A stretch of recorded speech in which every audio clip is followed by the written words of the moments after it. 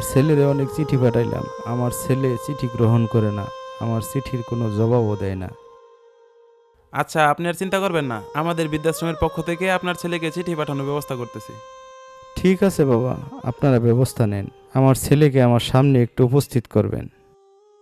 আচ্ছা সারোয়ার সাহেব, আমি তো আপনার কোম্পানি অনেক সুনাম শুনেছি। আমি চাচ্ছিলাম যে আমার কাজটা আপনার কোম্পানি করে দিক। স্যার আসবো? হ্যাঁ, কি চাই? আপনি আবার চিঠি নিয়ে আসছেন? আজকার চিঠি আইনের আব্বা পাঠাইছে না, তাহলে কে পাঠিয়েছে? বৃদ্ধাশ্রমের চেয়ারম্যান সুলতান ইসমাইল সামানি পাঠাইছে। আচ্ছা, চিঠিটা রেখে যান।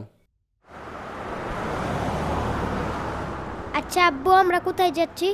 আমরা যাচ্ছি তোমার দাদুকে দেখতে বৃদ্ধাশ্রমে। আচ্ছা, আমার দাদুকে যে তুমি বৃদ্ধাশ্রমে রেখে আসছো, তুমি বৃদ্ধ হলে কি আমি রেখে আসবো তোমাকে? বেয়াদবের মতো কথা বলে কেন? চুপ করে বসে থাকো।